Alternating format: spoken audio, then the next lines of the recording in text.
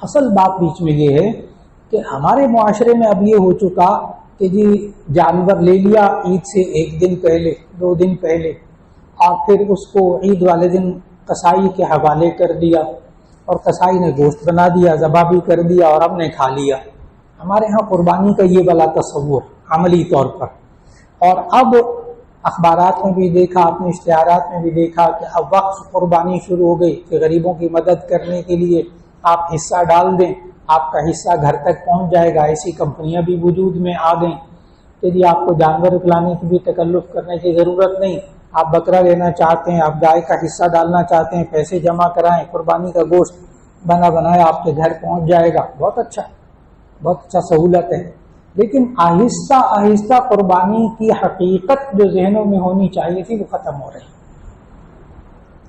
اور اگر جیسے آپ بزرگ حضرات اپنی زندگیوں میں چند سال پہلے، چند دہائیاں پہلے سوچیں کہ وہ 2 ہفتے پہلے، مہینہ پہلے بکرا لے آئے، کوئی گائے لے آئے، کوئی چھترا لے آئے، اس کو باندھا، اس کا خیال رکھا، بچوں نے بھی خیال رکھا، آپ نے بھی خیال رکھا۔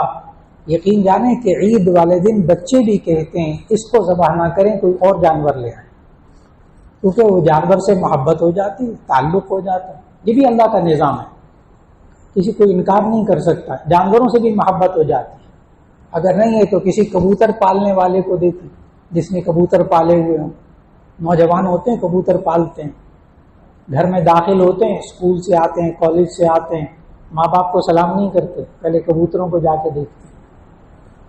ہے غلط بات، لیکن میں جذبات بتا رہا ہوں۔ ماں باپ کو سلام نہیں کریں گے، کھائیں پیئیں گے نہیں، پہلے کبوتروں کو دیکھیں گے جا کے۔ اور اگر کوئی ایک آدھ کبوتر مر جائے یا چلا جائے، گم ہو جائے، تو کئی دن کھانا نہیں کھاتا بچہ، نوجوان بچہ۔ محبت ہو گئی نا جانور سے۔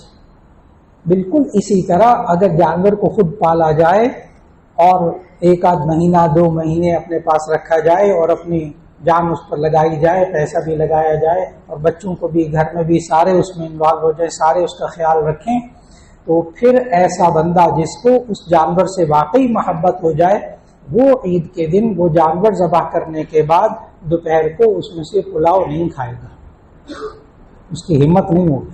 1-2 دن بعد پھر طبیعت ذرا سنبھل جائے گی، پھر کھا لے گا، ایک دم نہیں کھا سکے گا۔ قربانی کی وہ والی چیز کہ اس نے کیا چیز قربان کی اللہ کی راہ میں، اے اللہ جس طرح یہ جانور، اے اللہ تیرے حکم سے میں قربان کر رہا ہوں، اے اللہ کسی وقت میں تو جان مانگے گا تو میں جان بھی قربان کر دوں گا، اور اے اللہ ابھی تو میں مال قربان کر رہا ہوں۔